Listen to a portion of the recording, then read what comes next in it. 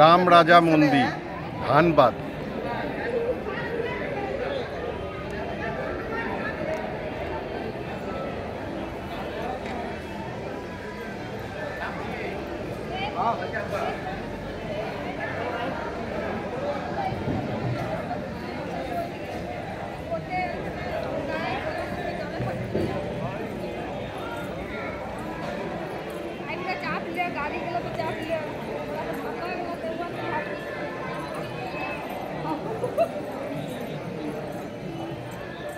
এখানে মূল মন্দির রামরাজা মন্দির, কিন্তু তার চারিদিকে বিভিন্ন ছোট ছোট মন্দির রয়েছে। তার বিগ্রহগুলিও খুব সুন্দর।